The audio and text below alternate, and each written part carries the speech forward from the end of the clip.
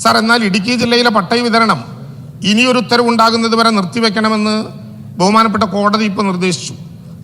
1964 ചട്ടങ്ങളിലെ ചട്ടം 5(7) തർക്കമാണ് കോടതി ഉന്നയിച്ചിട്ടുള്ളത്.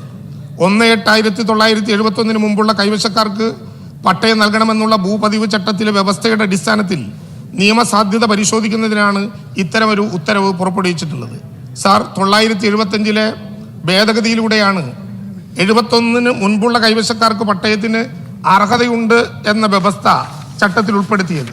ഇടുക്കി ജില്ലയിലെ കുടിയേറ്റ കർഷക ജനതയെ സഹായിക്കുന്നതിന് വേണ്ടിയാണ് സാർ ഈ ഭേദഗതി കൊണ്ടുവന്നത്.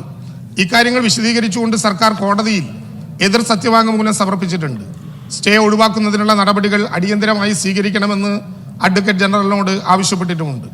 സാർ, ഇതുപോലെ തന്നെ ഉടുമ്പൻചോല, പീരുമേട്, ദേവികുളം എന്ന താലൂക്കുകളിൽ ഉൾപ്പെട്ടുവരുന്ന CHR മേഖലയിലെ പട്ടയ വിതരണവും കോടതി ഉത്തരവ് മൂലം തടസ്സപ്പെട്ടിരിക്കുകയാണ്.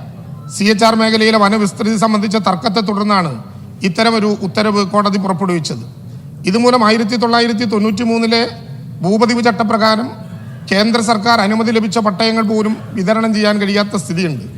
CHR മേഖല പൂർണ്ണമായും റിസർവ് വനമല്ല എന്നാണ് സർക്കാരിൻ്റെ നിലപാട്.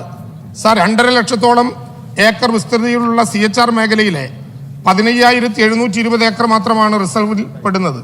ബാക്കി ഭൂമി റവന്യൂ ഭൂമിയാണ്. സർക്കാർ നിലപാട് കോടതി അംഗീകരിച്ചു കഴിഞ്ഞാൽ ഇവിടെയും പട്ടയ വിതരണം പുനരാരംഭിക്കാൻ കഴിയും. സാർ, ഇടുക്കി ജില്ലയിലെ മലയോര ജനതയ്ക്ക് വേണ്ടിയാണ് 1960 ഭൂപതിവ് നിയമത്തിൽ ഭേദഗതി വരുത്തിയത്. ഇടുക്കി ജില്ലയിലെ ഭൂരിഭാഗം കൈവശങ്ങളും പട്ടയം കിട്ടിയ ഭൂമിയാണ്. കൃഷിക്കും വീട് നിർമ്മാണത്തിനും വേണ്ടി നൽകിയ ഭൂമി മറ്റാവശ്യങ്ങൾക്ക് വേണ്ടി വിനിയോഗിക്കാൻ കൈവശക്കാരൻ അനുവാദിക്കാൻ വേണ്ടിയാണ് സാർ നിയമം ഭേദഗതി ചെയ്തത്. ഇതിൻ്റെ അടിസ്ഥാനത്തിൽ ചട്ടങ്ങൾ പുറപ്പെടുവിച്ചു കഴിയുന്നതോടെ മലയോര ജനതയുടെ ദീർഘകാലത്തെ സ്വപ്നങ്ങൾ സാക്ഷാത്കരിക്കും. 1960 ഭൂപതിവ് നിയമത്തിന് 20ഓളം ചട്ടങ്ങൾ നിലവിലുള്ളത്. നിയമപരമായി ഒട്ടേറെ സങ്കീർണതകളാണ് ചട്ടഭേദഗതിയുമായി മുന്നോട്ട് പോയപ്പോൾ കാണാൻ കഴിഞ്ഞത്. ഏതൊക്കെ ചട്ടങ്ങൾ ഭേദഗതി വരുത്താൻ കഴിയും, എന്തൊക്കെ വ്യവസ്ഥാ ലംഘനങ്ങളാണ് ക്രമീകരിച്ച് നൽകാൻ കഴിയുന്നത് എന്നതിലൊക്കെ വിശദമായ പരിശോധനകളും ചർച്ചകളും നടന്നു വരികയാണ്. കേന്ദ്ര വന നിയമം ഉൾപ്പെടെയുള്ള പാരിസ്ഥിതിക നിയമങ്ങൾക്ക് എതിരാവാതെ വേണം ചട്ടം രൂപീകരിക്കാൻ. ഒരു കാരണവശാലും കോടതിയിൽ ചോദ്യം ചെയ്യപ്പെടാത്ത രീതിയിൽ കുറ്റമറ്റതും മലയോര കർഷകരുടെ പ്രശ്നങ്ങൾക്ക് ശാശ്വത പരിഹാരം ഉണ്ടാക്കാൻ കഴിയുന്ന വിധത്തിലുള്ള ചട്ടനിർമ്മാണമാണ് സർക്കാർ ആഗ്രഹിക്കുന്നത്. ഇടുക്കി മാത്രമല്ല, കേരളത്തിൻ്റെ മലയോര മേഖലകളിൽ സമാനതകളില്ലാത്ത വിധം സാധാരണക്കാരന് പട്ടയം കൊടുക്കാനുള്ള നടപടിക്രമങ്ങളുമായി മുന്നോട്ട് പോവുകയാണ്. സാർ, 30 കൊല്ലത്തിലേറെയായി 93 ചട്ടത്തിൻ്റെ ഭാഗമായി പുതിയ JVRും പുതിയ അപേക്ഷയും എന്നുള്ളത് മലയോര കർഷകർ ഉയർത്തിപ്പിടിക്കുന്ന ഏറ്റവും വലിയ വേദനയാണ്.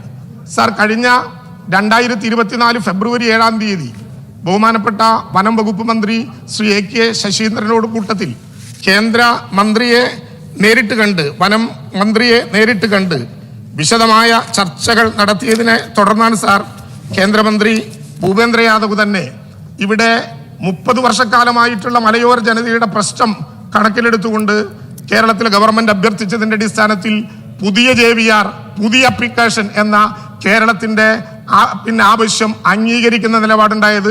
സാർ, അതിൻ്റെ വിവരശേഖരണം പൂർത്തിയാക്കി ഈ വരുന്ന മാർച്ച് 26 വനം വകുപ്പ് കൂടി ചേർന്നുള്ള യോഗത്തിന് ശേഷം ഏപ്രിൽ മാസത്തിൽ ജോയിന്റ് വെരിഫിക്കേഷൻ, സംയുക്ത പരിശോധന ഉൾപ്പെടെ ആരംഭിച്ച് അവസാനത്തെ മലയോര മേഖലയിലെ കുടിയേറ്റം അർഹതപ്പെട്ട മനുഷ്യനും പട്ടയം കൊടുക്കാൻ കഴിയും എന്ന നിലപാടിനാണ് സർക്കാർ ഉള്ളത്. സാറിൻ്റെ അഭ്യർത്ഥന മാനിച്ചുകൊണ്ട് കൂടുതലായി കാര്യങ്ങൾ പറയുന്നില്ല. കേരളത്തിലെ പൊതുവെ വനമേഖലകളിലുള്ള മലയോര മേഖലകളിലുള്ള ജനങ്ങളോട് ഈ ഗവൺമെൻറ് കാണിച്ചുകൊണ്ടിരിക്കുന്ന ഗുണകരമായിട്ടുള്ള നടപടിക്രമങ്ങൾ ഇതെല്ലാമാണ് എന്നുള്ള സാഹചര്യത്തിൽ സഭ നിർത്തിവെച്ച് ഇത് ചർച്ച ചെയ്യേണ്ടതില്ല എന്ന കാര്യം അങ്ങേ അറിയിക്കുകയാണ്.